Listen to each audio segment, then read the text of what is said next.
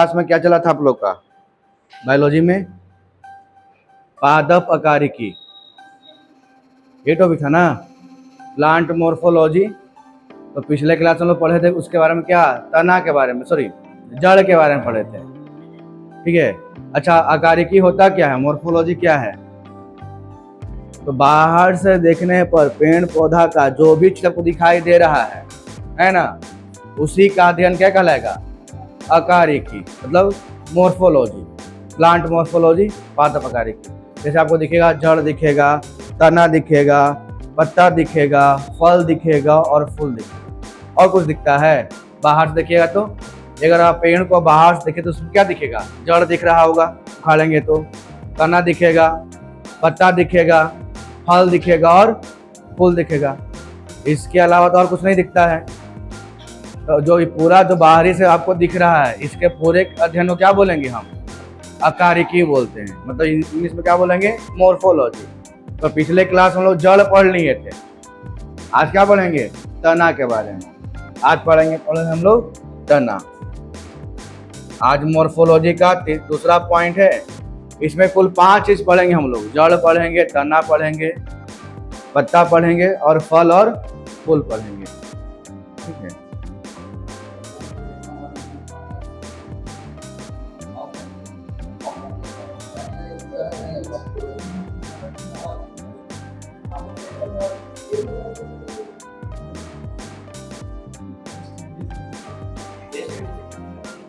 चलिए हल्ला में ध्यान दीजिए, आप लोग खाली बतियाते रहते।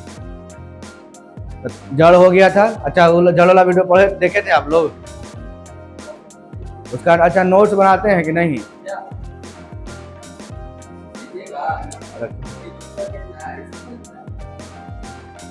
जड़ पढ़िएगा। यदि तना नोट्स बनाए हैं, लाइए नहीं सर। अच्छा, सुमित का है, खर्चा कर दीजिएगा।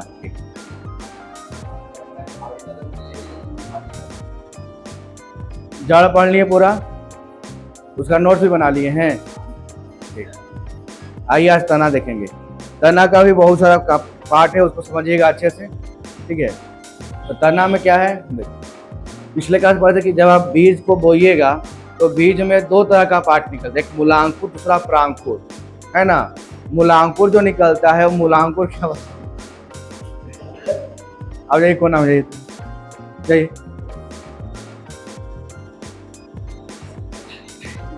अश्लील हरकत करते हैं सामने बैठ।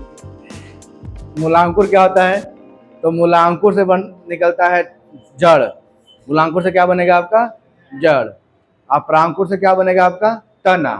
तो दोनों में सबसे पहले क्या निकलता है? मूलांकुर बोलेंगे, हाँ, जड़ नहीं बोला एग्जाम में। ऑप्शन क्या देगा? मूलांकुर देगा। और दूसरा में प्रांकुर। मूलांकुर जो चलता है वो जमीन में जाएगा, है ना। अब प्रांकुर कहाँ जाएगा? ऊपर। आइए ऊपर निकल क्या बन लेगा? तना का रूप लेगा। वही चीज यहाँ पर लिखा हुआ भी है कि तना पौधे का वह भाग है जो भूमि एवं जल के विपरीत, भूमि और जल के साथ साथ में कौन जाता था? मूलांकुर, जड़। जड़ न जाएगा, भूमि के अंदर जाएगा, है ना। जल भी अंदर में रहता है, लेकिन प्रांकुर क्या होता है?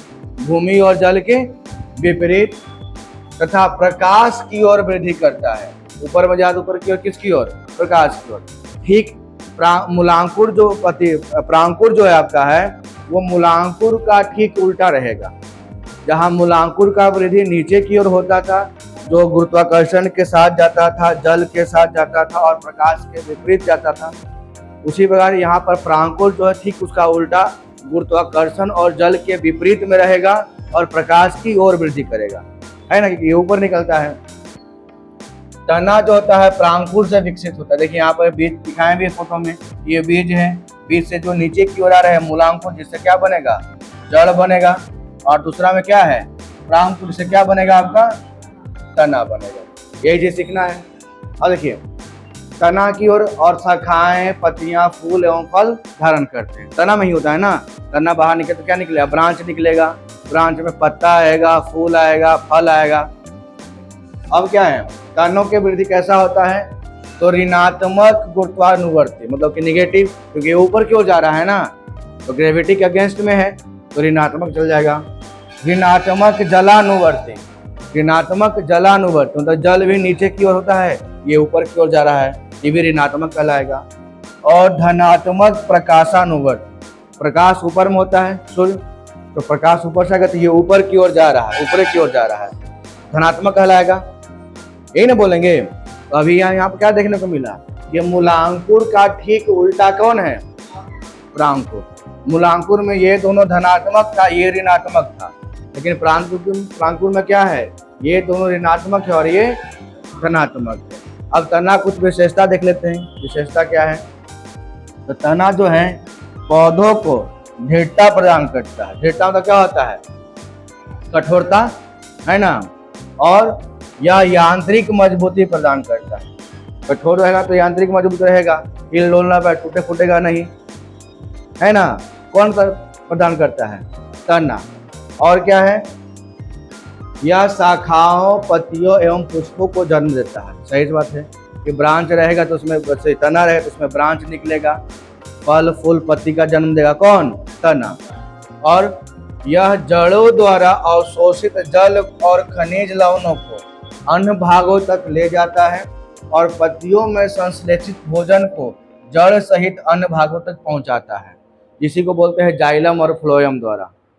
पढ़े होंगे ना आप लोग। ये तना क्या करता है कि जड़ द्वारा जो जल और खनिज लवण अवशोषित किया गया है उसको पहुंचाता है पत्ती तक, तना के माध्यम से, है ना। आप पत्ती में जो प्रकाश संश्लेषण में जो भोजन बना है उस भोजन को लेके पूरे तना और जड़ तक पहुंचाता है। तो जो जल लेके जाएगा, जल और खनिज, तो जाइलम कहलाएगा, है ना। और जो भोजन लेकर आएगा पूरे में तो क्या करेगा, फ्लोएम कहलाएगा। तो जाइलम और फ्लोएम यही दो पार्ट है ना पढ़ने के लिए।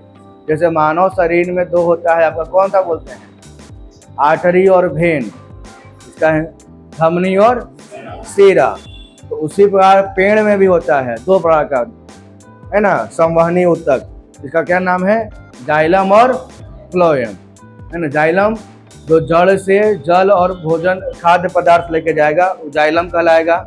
आप पत्तियों में जो बना हुआ भोजन है उसको फैलाएगा तो कौन लेके आएगा, फ्लोएम कहलाएगा। याद करना आसान है, ज से जाइलम और जल से जल हो जाता है, और फ से फूड और फ से फ्लोएम, है ना। कंफ्यूजन दूर कर देंगे। यहाँ पे एग्जाम में दोनों ऑप्शन देता है, जाइलम और फ्लोएम दोनों देता है। अगर जल और खनिज की बात करेगा तो जाइलम आंसर टिक करेंगे, अगर भोजन की बात मतलब फूड की बात करेगा तो फ्लोएम आंसर टिक करेंगे। ये तना काम है। फिर क्या है, तनों में निश्चित पर्व संधियां तथा पर्व होते हैं। अच्छा, पर्व संधियां मतलब नोट्स और इंटर नोट्स, ये दोनों होता है किसमें, तना में। अब नोट्स इंटर नोट्स क्या होता है देखिएगा।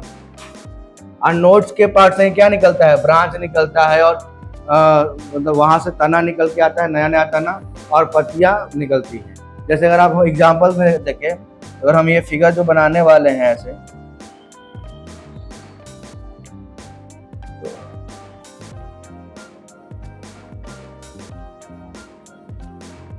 हाँ केतारी तो वो आसान बनता है हमारा से केतारी का फिगर होता है सबसे आसान बना देना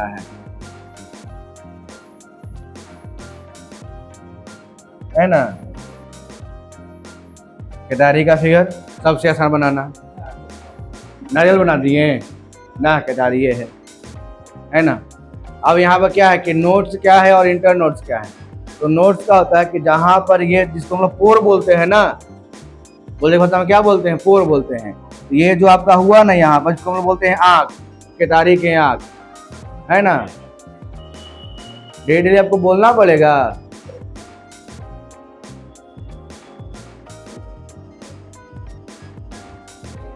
आइए, तो ये जो आपका हुआ ना, ये कि इसको क्या बोलते हैं, इसको बोलते हैं नोट्स, ठीक है। इसको क्या बोलते हैं, नोट्स बोलते हैं। और दो नोट्सों के बीच की दूरी को क्या बोलते हैं हम लोग, इंटर नोट्स को। जैसे एक ये नोट्स हो गया और ये नोट्स हो गया, ये जो बीच का जो पोर्शन हो गया ना, इसी को बोलेंगे क्या, इंटर नोट्स कहेंगे, ठीक है। दो नोट्स हो गया और दो नोट्सों के बीच की दूरी क्या बोलेंगे? आप चल जाइए पीछे, आप ही चल जाइए। हाँ, समस्या खत्म हो जाएगा इनका।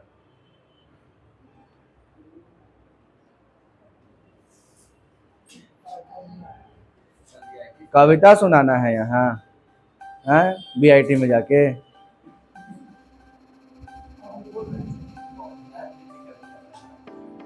तो नोट्स का हुआ, आप लोग इसको देख जाने ये क्या है, इसको लोग क्या बोलते हैं? पोर बोलते हैं। तो एक पोर हुआ, तो एक पोर को बोलेंगे इंटर नोट्स, और ये जो पॉइंट बना इसको क्या बोलेंगे? नोट्स, है ना। आप एक बुक में देखते होंगे ऐसा क्वेश्चन। अब एक की फिगर इसलिए बनाए ना कि एक सब लोग देखे होंगे, वैसा एकदम विदेशी नहीं कि सर व्हाइट डॉट नहीं, व्हाट इज एक, है कौन विदेशी, तुरंत फेंक देंगे नीचे। केतारी, है ना, आप तो समझ गए होंगे। चलिए, तो ये होता है नोट्स, और उसके बीच में क्या? Inter notes. ये जो जिसको हम लोग आंख बोलते हैं ना, वहीं से निकलता है। जैसे गन्ना का जो होता है वो बीज उस नहीं होता है, इसी को काट के लगा देते हैं पेड़ में, अति जमीन में। अब वहां पर देखने तो जहाँ चाहिए इसका रहेगा ना आंख वाला पोर्शन, वहीं से निकल जाएगा टहनी, वो नया गन्ना हो गया। ऐसा ही होता है गन्ना, जैसे कोई बीज थोड़ी आता है कि हाँ बीज छीट दिए, नहीं। एक केतारी में से जितना पोर रहेगा आप उतना गन्ना उपजा सकते हैं। तो कैसे काटिए, उसको लगा दीजिए। अब फर्स्ट ये तो गुड क्वेश्चन, गुड क्वेश्चन। अब फर्स्ट बार जो बोया होगा बीजे ने बोया होगा, ये तो बात है, पता करेंगे अब, है ना। ये तो पता करने का सवाल है कि पहली बार गन्ना का क्या आया, ऐसा थोड़ी आया होगा, है ना।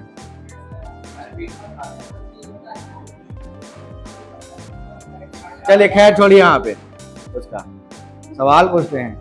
आइए देखिए, तना जो है जड़ों की भांति खाद संग्रह भी करती है।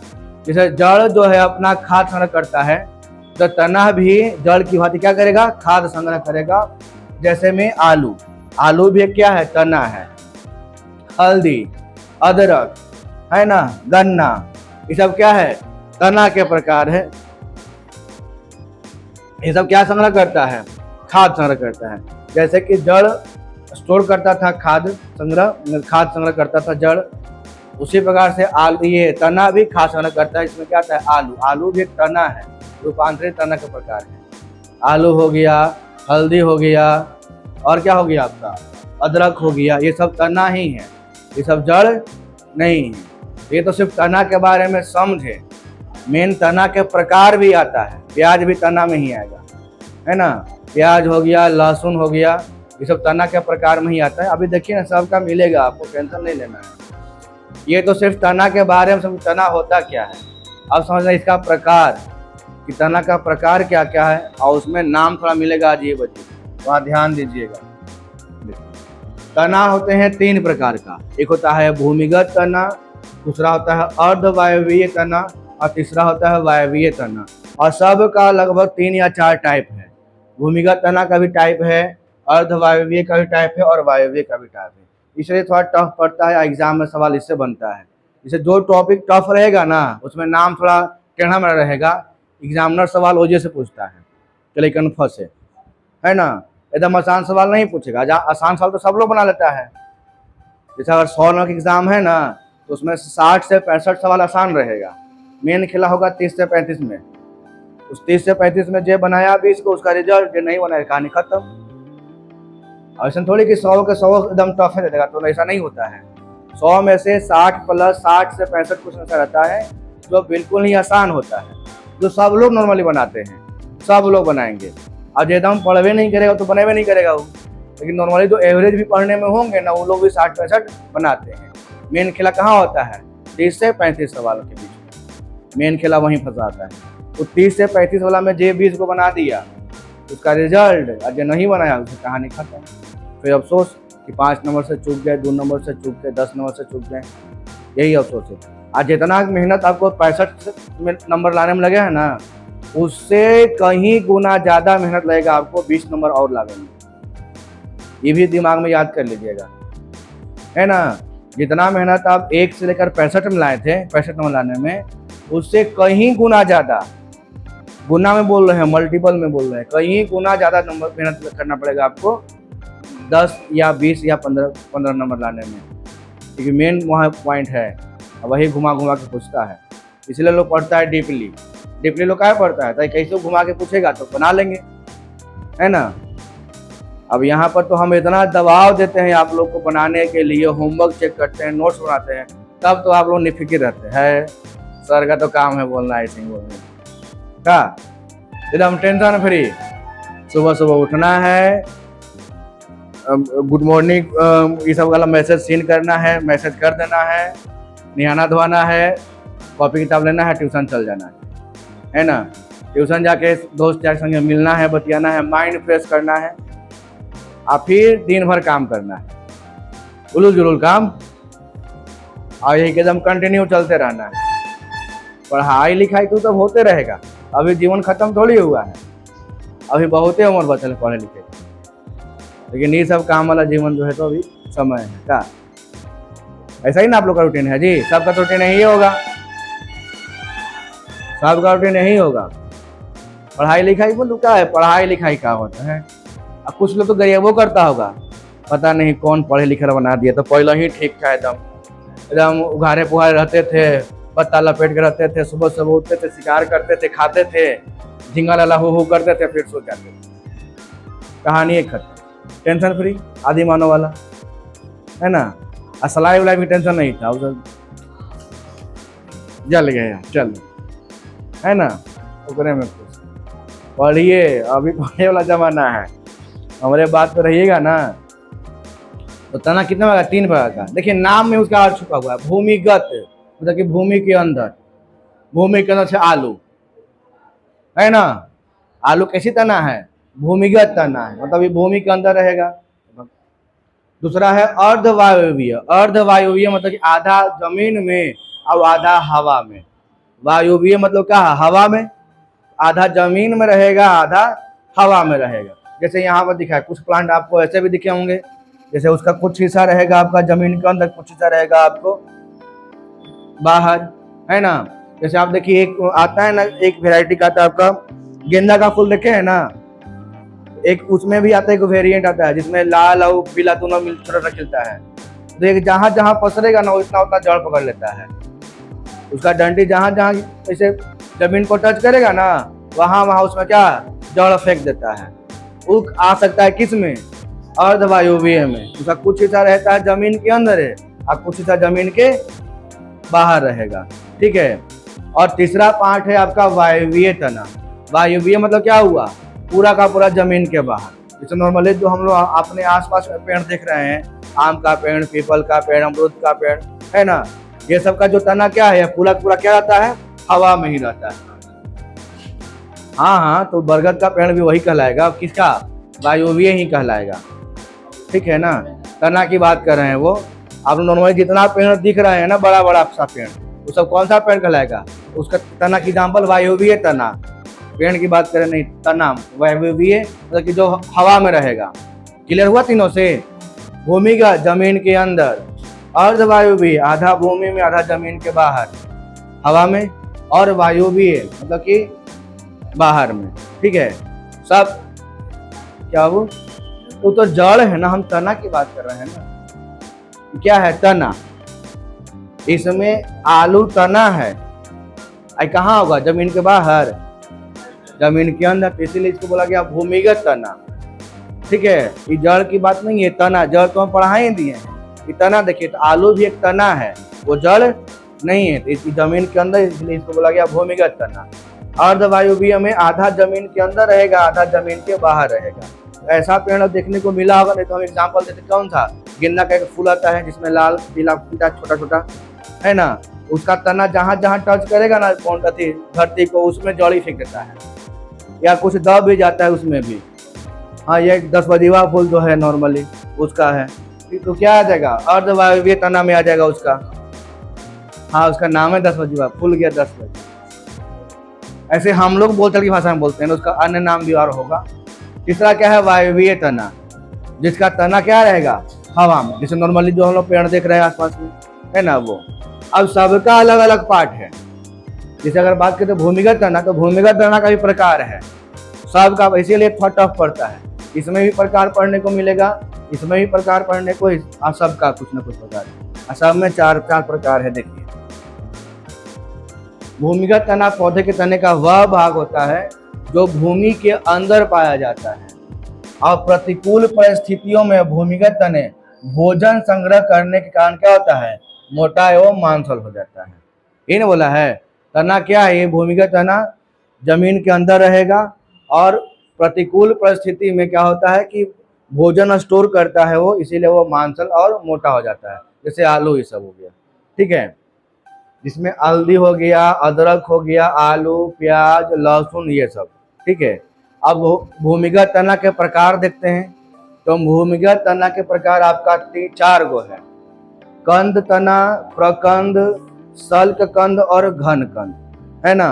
अब इसी में सब है, जैसे आप लोग हल्दी, अदरक, आलू, प्याज पढ़े हैं ना। अब इसी में कोई सल्क कंद है, कोई प्रकंद है, कोई घन कंद है, कोई कंद है, ठीक है। तो कैसे पहचानेंगे इस चीज को, मेन मुद्दा वो ना है। ये सभी तो भूमिगत तना ही है, लेकिन उसका प्रकार भी देख लेते हैं हम लोग। इसमें पहला कौन सा आता है, कंद। कंद को ही स्तंभ कंद भी कहते हैं। क्या बोलते हैं, स्तंभ कंद। अब समझिए इसमें कि यह एक प्रकार का भूमिगत तना है और इस प्रकार के तने की सतह पर अनेक गड्ढे होते हैं। जो तना होगा, जैसे आलू अगर बात करते हैं, उसका जो सरफेस होगा एकदम प्लेन चिकना नहीं होगा, जहां तहां ढकल फचकल होगा, गड्ढा गुड्ढी, ठीक है। और उन्हें क्या बोलते हैं हम लोग, आंख बोलते हैं। जो गड्ढवा है ना उसको क्या बोलेंगे, आंख बोलेंगे। आप प्रत्येक आंख एक सल्क पत्र होता है। अब वहीं अखिया के ऊपर देखिएगा कि अगर बहुत दिन तक आलू रह गया घर में और नमी उमी मिल गया तो वहीं से नया पेड़ जन्मना शुरू हो जाएगा। देखे हैं ना घर में, तो नॉर्मल सब लोग देखे होंगे, है ना। वो आलू को बोलते खराब हो गया आलू। जो पर्व संधि मतलब नोट्स की स्थिति में दर्शाती है और प्रसूत कलिकाएं मतलब क्या बोलते हैं, बर्ड्स, वहां से निकलना शुरू हो जाएगा, ठीक है। जैसे मैं क्या एग्जांपल दिया है, आलू इम्पॉर्टेंट हो गया। देखिए यहाँ पर इसका आलू पर जो गड्ढा है, यहाँ पर इसको क्या बोला गया, आंख बोला गया। क्या बोलेंगे हम लोग, आई बोलेंगे। और यही गड्ढा से क्या निकलना शुरू हो गया, दूसरा आलू निकलना शुरू हो गया, मतलब पेड़ जन्मना शुरू हो गया। जैसे कि आपको याद कीजिए, गन्ना में था ना वो नोट्स को से क्या होता है, वहां पर उसको आंख बोल हम लोग बोलते हैं और वहीं से नया गन्ना का पेड़ निकलना शुरू होता है। सेम वही प्रकार से आलू में भी होता है। आलू में भी जहाँ जहाँ गड्ढा है ना, ओजे से निकलना शुरू हो जाएगा नया पेड़। कोई दिक्कत, तो ये ऐसा प्रकार किसको क्या बोलेंगे, स्तंभ कंद या कंद। स्तंभ कंद बोलेंगे या कंद। इस तना का पहला प्रकार हो गया। दूसरा था आपका प्रकंद, है ना। यह क्या है, यह मोटा फैला हुआ भूमिगत तना होता है।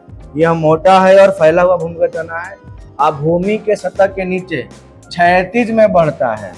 कैसे बढ़ेगा वो, क्षैतिज मतलब ऐसे बढ़ेगा वो, ठीक है। तना क्षैतिज अवस्था में बढ़ेगा। जैसे देख लीजिए यहाँ पर बढ़ रहा है ना क्षैतिज अवस्था में, कौन, तना, ठीक है। कभी कभी इसमें उपास्थनिक जड़ भी आ जाती है। जैसे कभी कभी इसमें क्या होगा, कुछ जड़ भी निकल जाएगा नीचे से हल्का हल्का। इनमें स्पष्ट रूप से क्या दिखेगा, पर्व और पर्व संधिया मतलब नोट्स और इंटर नोट्स क्लियर दिखता है। जैसे यहाँ पे देखिए, यहाँ पे सब नोट्स दिख रहा है और यहाँ पर इंटर नोट्स दिख रहा है। आज ये बर्ड्स है, बर्ड्स मतलब क्या हो कि यहाँ से नया सा निकल रहा है वो तना, है ना, बाहर से पत्ता उता ले। ये किसका फोटो दिखाई दे रहा है आप लोग को, अदरक का, है ना। कौन आदि है, कौन हल्दी है, ये वो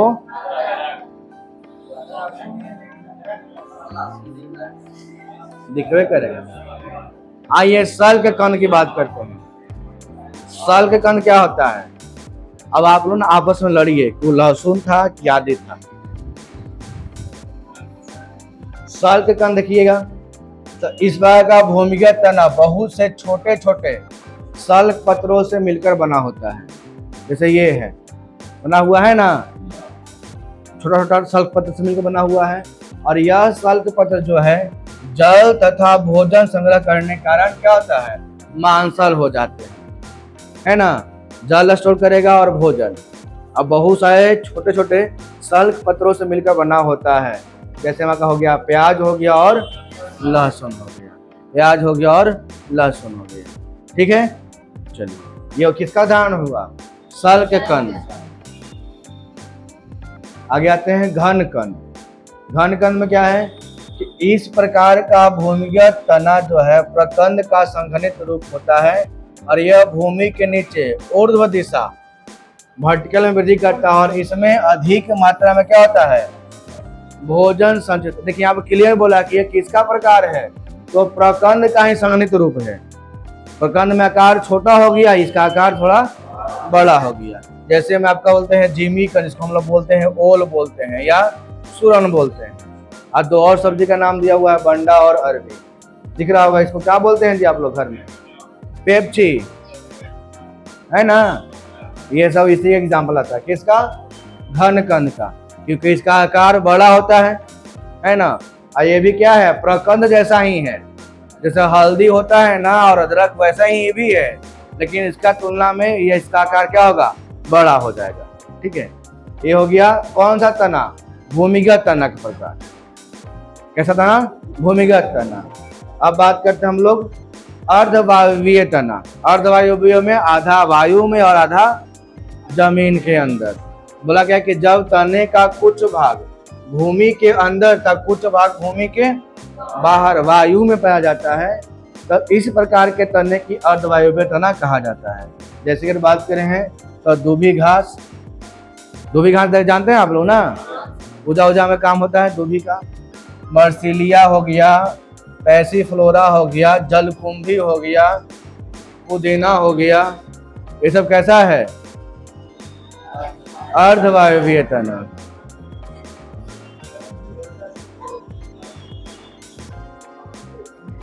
अब उधर सब पुदीना बेचना शुरू कर दे, ले ला पुदीना, कोई नहीं लेगा।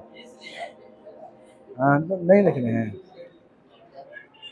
मतलब भोजपुरी का जो है ना दमखम बचा के रखने वाले लोग हैं।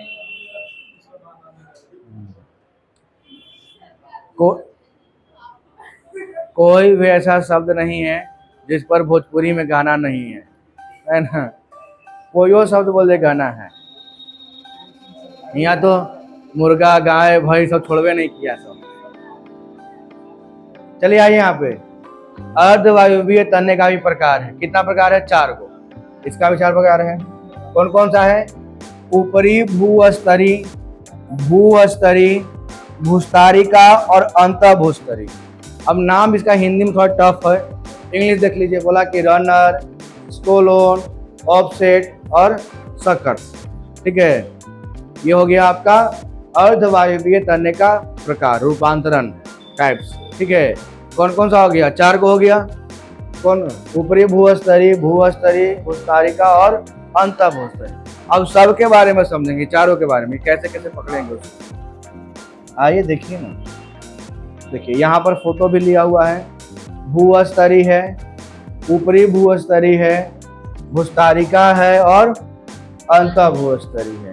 अब फिगर से तो उतना कुछ समझ में नहीं आया होगा, लेकिन इसका लिखवाते हैं, मतलब समझाते हैं डिफिनेशन कैसे कैसे क्या है। देखिए ऊपरी भूस्तरी क्या होता है? यह भूमि की सतह के समानांतर फैला हुआ अर्धवायवीय तना है। भूमि के सतह के समानांतर फैला हुआ अर्धवायवीय तना है। मतलब कि ये देखिएगा दूबी घास के कि जमीन पकड़े रहेगा लंबा सा, है ना। उसका तना जो रहेगा जमीन क्या करेगा? पकड़े रहेगा। ठीक है, और यह तने में लंबे एवं पतले पर्व पाए जाते हैं। लंबे लंबे पतले पतले पर्व दिखेगा। देखिए यहाँ पर दिख रहा है नोट्स और इंटर नोट्स। ठीक है, अब पर्श संधियां से ऊपर की ओर शाखाएं एवं तना तथा भूमि के अंदर उपास्थानिक जड़ें निकलती रहती है। मतलब कि अगर दूबी घास की एग्जाम्पल लेंगे हम लोग, इसमें क्या होता है? ऐसा भी घास देखें, इसी का नाम है मर्सिलिया। ऐसा देखें ना, जमल रहता है। और ये हो गया आपका दूबी घास। ये सब कैसा होता है कि जमीन के सतह के ही फैलल रहेगा, ऊपर ही तना इसका। अब पतला पतला रहेगा, लंबा लंबा रहेगा। इसका जड़ पकड़े रहेगा जहाँ तहाँ दूबी घास का। और दूबी घास लंबा लंबा होता है, सुखाड़िएगा ना दूबी घास का, बहुत लंबा लंबा भी निकलता है दूबी घास। ठीक है, और दूबी घास का सबसे बड़ा इंपॉर्टेंट क्या है ना, तो वो कभी सूखता ही नहीं। अगर सूख भी गया, जैसी अगर नमी मिलेगा तुरंत हरियर। इसलिए दूबी घास का प्रयोग करते हैं हम लोग पूजा पाठ में। अमर है वो, है ना, बोलते हैं अमर, वो अमर है, सूखवे नहीं करता। उसको जला दीजिए, सूखने के बाद वो अलग बात है। अगर सूखा हुआ है और जैसे उसको नमी मिलेगा तुरंत हरा हो जाएगा वो दूबी घास। ठीक है, ये दूबी घास हो गया। और दूसरा कौन सा हो गया? मर्सिलिया। इसका दूसरा पार्ट क्या है? भूस्तरी। भूस्तरी क्या होता है? देखिए, इस प्रकार का अर्धवायवीय तना भूमि के अंदर क्षैतिज दिशा में वृद्धि करता है। भूमि के अंदर, और इस प्रकार के तने पर पर्व और पर्व संधिया पाए जाते हैं। अब पर्व संधिया के नीचे की ओर उपासनिक तने और ऊपर की ओर क्या होते हैं? शाखाएं विकसित होते हैं। ये तो दे दिया है पेड़, इसका नाम क्या है? पैसिफ्लोरा। ठीक है, सबका सेम ही बात है, बस थोड़ा बहुत अंतर रहता है। जैसे अर्धवायवीय तना पढ़िए तो सब तो वही रहेगा। अर्धवायु में तो आधा जमीन के अंदर आधा जमीन के ऊपर है, लेकिन थोड़ा बहुत अंतर देखने को मिलेगा। उससे अलग अलग टाइप हो गया। इसमें क्या हो गया? भूस्तरी। इसे तो टफ भी है ना, एग्जाम में सवाल यहीं से घुमा के पूछेगा आपसे। टफ का है, बहुत कम अंतर है। अब बहुत कम अंतर से सवाल बन जाता है। नहीं जी, पैसिफ्लोरा है, विदेशी है, यहाँ तो देखो नहीं किए, बाहरी फूल है, इधर देखने को नहीं मिलता है। कौन? पैसिफ्लोरा। आगे इसमें देखिएगा, तीसरा क्या है? भूस्तारी का। ये देखे होंगे आप लोग, पोखरा उखरा में जंगल, है ना। भूस्तारी का क्या होता है? इस प्रकार का अर्धवायवीय तना ऊपरी भूस्तरी की तरह ही होता है और ये जलीय पादप होते हैं। ये कैसा पादप है? जलीय पादप, इसका नाम है जलकुंभी।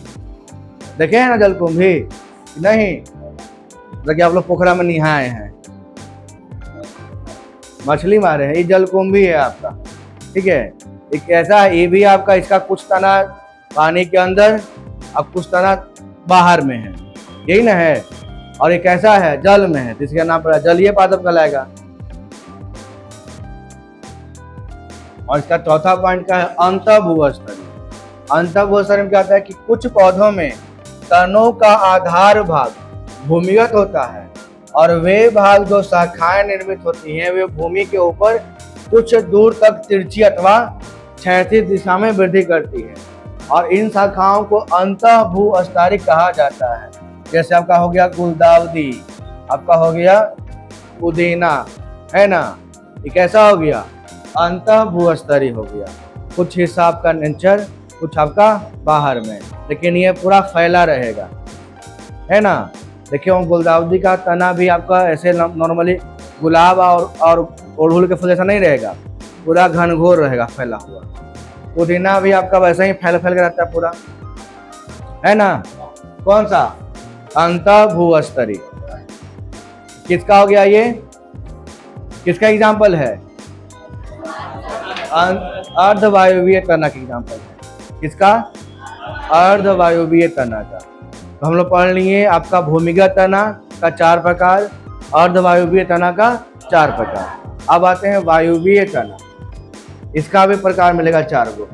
वायुवीय तना में क्या है? तो जब संपूर्ण तना भूमि के ऊपर स्थित होता है तो वैसे तने को क्या बोलते हैं? वायुवीय तना। समझा भी रहे थे उस समय। इस प्रकार के तने में शाखाएं, पत्तियां, पर्व संधिया, कलिकाएं, फल फूल सभी पाए जाते हैं, है ना। सब ऊपरे रहेगा तो उसमें पत्ते भी निकलेगा, तना भी निकलेगा, कली भी निकलेगा, फल भी आएगा, फूल भी आएगा। ठीक है। अब पर्व संध्या का हिंदी क्या हो गया? नोट्स और इंटर नोट्स। इंग्लिश में नोट्स जिसको आंख बोलते हैं, या इंटर नोट्स दो आंखों के बीच का दूरी हो गया। ठीक है। जैसे में आपका हो गया गुलाब, अंगूर, नागफनी, रसकस इत्यादि। अब रसकस पेड़ का नाम आप लोग देख लीजिए, अब सबके पास तो फोन है, ये है गुलाब, अंगूर, नागफनी, ठीक है, रसकस इत्यादि। अब समझाते हैं इसमें। इसका भी प्रकार है, कितना प्रकार इसका? 4 गोटा है। तो पहला है पर्णकाय स्तंभ, दूसरा है कटक स्तंभ, स्तंभ प्रतान और पर्णाभ पर्द, है ना। पर्णाभ पर्द नाम थोड़ा अजीब अजीब है, हम पहले ही बोलते थे कि इसमें नाम का टेढ़ा टेढ़ा मिलेगा, लेकिन क्या है, पढ़ना पड़ेगा।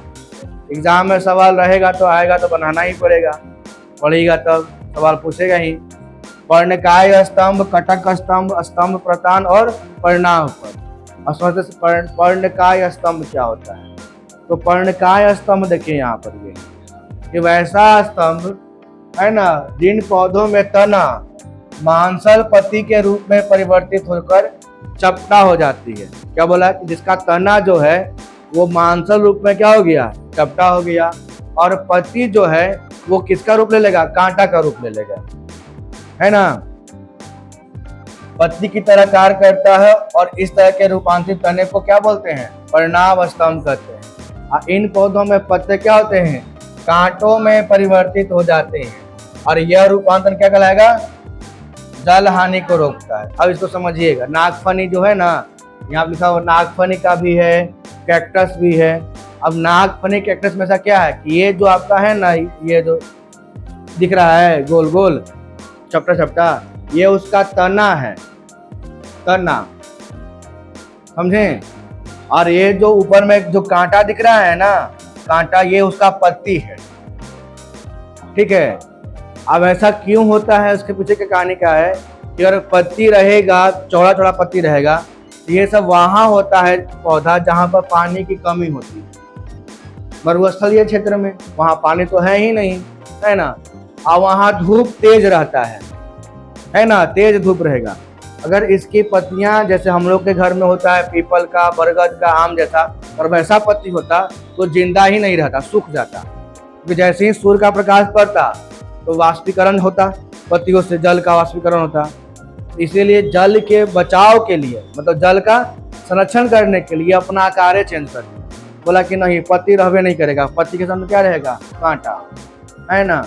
और तना का रूप ले लिया, मांसल चपटा चपटा कर लिया, ताकि प्रकाश संश्लेषण में पानी का हानि कम हो और अपने आप को वो जिंदा रख सके। इसमें कौन कौन आता है आपका? एक नागफनी है, दूसरा आपका हो गया कैक्टस।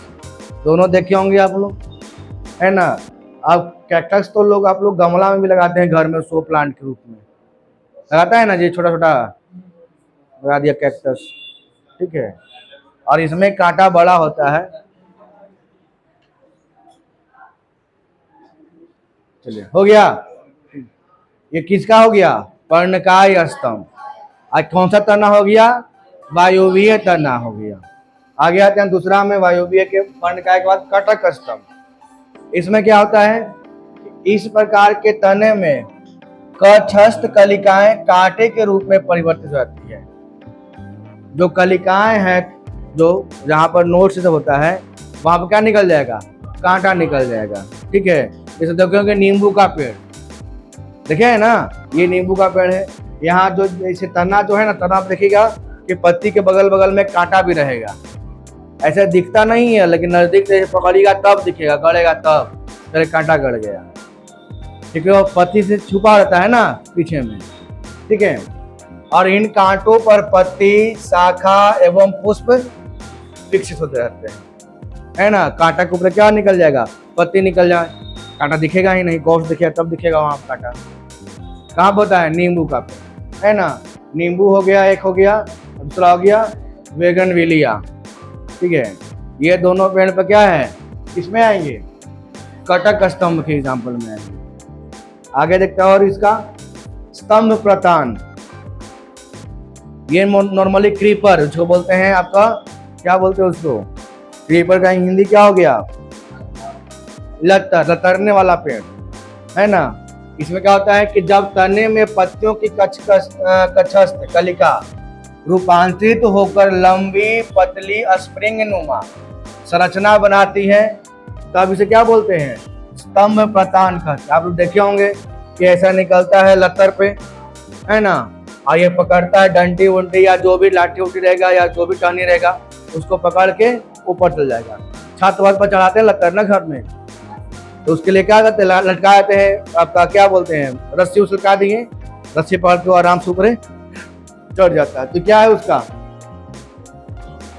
स्टीम थ्रेड है, जो पतला पतला होता है, स्प्रिंग के जैसा होता है, जिससे क्या कहता है? सहारा लेता है, क्योंकि इसकी तने काफी कमजोर होती है ना। तो तना कमजोर है तो तना टूट न जाए, उसके लिए क्या करता है? सहारा लेता है। किसके माध्यम से? ये माध्यम, स्टीम टेंड्रिल के माध्यम से, है ना। देखे होंगे सब लोग, देखे होंगे इसके बारे में, ठीक है।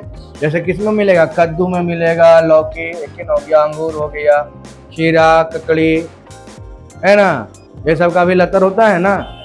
चलिए, हाँ हाँ सब, झींगी, नेनुआ, सब सब सब। चौथा क्या है, पर्णाभ पट। अब ये थोड़ा ऐसा पेड़ आप लोग नहीं देखे होंगे।